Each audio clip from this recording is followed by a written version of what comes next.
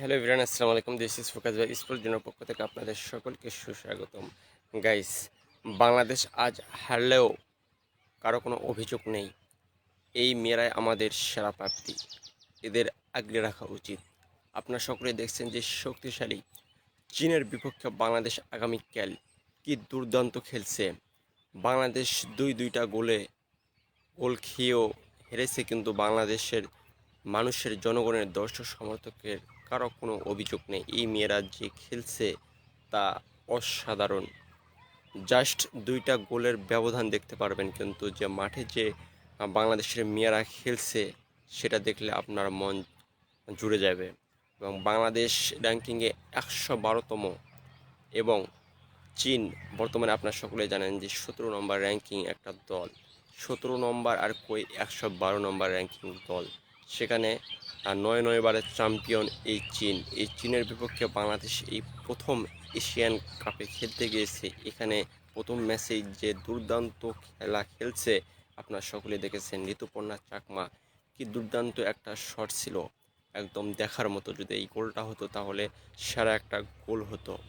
আপনারা সকলে জানেন যে বাংলাদেশ এই নারী ফুটবলরা ইদানিং অনেক ভালো খেলে, কিন্তু আমরা যথেষ্ট পর্যাপ্ত তাদেরকে সাপোর্ট দিতে পারি না। তাদেরকে খেলাধুলার যে সরঞ্জাম আছে তাদেরকে আমরা কিন্তু দিতে পারি না। এই কারণে আগামীকাল আপনারা সকলে দেখছেন যে চীনের বিপক্ষে বাংলাদেশ হেরেছে।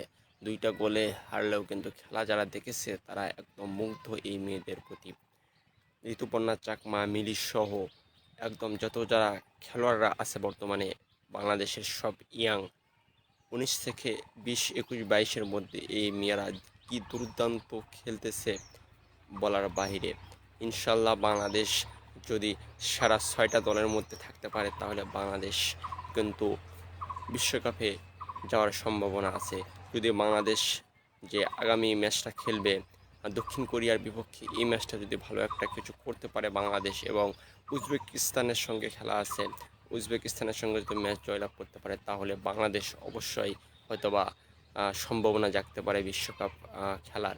তবে আশা করি বাংলাদেশ দক্ষিণ কোরিয়ার বিপক্ষে ভালো খেলবে। দক্ষিণ কোরিয়া কিন্তু এই চীনের অনেক শক্তিশালী দল। দক্ষিণ কোরিয়া র্যাঙ্কিংয়ে ৯ নম্বরে আছে, এবং বাংলাদেশ কিন্তু ১১২। আর আপনারা সকলে জানেন চীন হচ্ছে ১৭ নম্বরে ছিল, এবং উজবেকিস্তান হলো ৪৯তম র্যাঙ্কিংয়ে। বাংলাদেশ এবারের সবচেয়ে র্যাঙ্কিংয়ে পিছিয়ে থাকা দল অংশগ্রহণ করছে এশিয়ান কাপে। তো বাংলাদেশ অবশ্যই এখান থেকে কামব্যাক করবে, বাংলাদেশ এখান থেকে ভালো পারফরমেন্স করবে, এবং বাংলাদেশ যদি একটু সম্ভাবনা থাকে, যদি বাংলাদেশ বিশ্বকাপে যেতে পারে, তা তো আমরা কখনোই কল্পনা করি নাই যা মেয়েরা করলেও করতে পারে। তো আমরা আশা করব বাংলাদেশের মেয়েরা বিশ্বকাপ খেলুক, এবং দক্ষিণ কোরিয়ার বিপক্ষে ভালো খেলুক, উজবেকিস্তানকে হারিয়ে দেখ, এবং বাংলাদেশ ভালো জায়গায় বা বাংলাদেশ বিশ্বকাপ খেলুক বা সম্ভাবনা জাগিয়ে তুলুক। তো আপনাদের মতামত অবশ্যই কাইন্ডলি কমেন্ট করে জানাবেন। এবং বাংলাদেশ এই দলটা কিন্তু অসাধারণ, এবং অনেক ভালো খেলোয়াড়, ইয়াং খেলোয়াড় আছে কিন্তু এখানে। আপনারা সকলে জানেন যে সিনিয়র খেলোয়াড়দেরকে সকলকে বাদ দেওয়া হয়েছে। পিটার বাটলার সাথে ঝামেলার কারণে কিন্তু সিনিয়র খেলোয়াড়রা কিন্তু এখানে নেই। কিন্তু তারপরেও যে বাংলাদেশ যে অর্জনটা করছে, এশিয়ান কাপে গিয়েছে, এশিয়ান কাপে গিয়ে চীনের বিপক্ষে এরকম ম্যাচ খেলছে, তা একদম অকল্পনীয়। তো আপনারা সকলে জানেন যে বাংলাদেশ ফুটবল, মেয়েদের ফুটবল কিন্তু অনেক এগিয়ে যেতেছে। ইনশাল্লাহ বাংলাদেশের ছেলেদেরও অনেক ভালো ভালো খেলোয়াড়, প্রবাসী খেলোয়াড়, বাইরের খেলোয়াড় অনেক আইতেছে। হামজা চৌধুরী সহ আপনারা সকলে জানেন আমেরিকার স্লোভান ব্রাদার্সরা কিন্তু আইতেছে, আপনারা সকলেই জানেন। তো ইনশাল্লাহ বাংলাদেশের এই মেয়েদের হাত ধরে শুরু হয়েছে। বাংলাদেশও একসময় বাংলাদেশের পুরুষ ফুটবল অনেক এগিয়ে যাবে এবং ভালো পর্যায়ে যেতে পারে। এবং বাংলাদেশ এখন বর্তমানে ফুটবলের দিকে অনেক মনোযোগ দিয়েছে।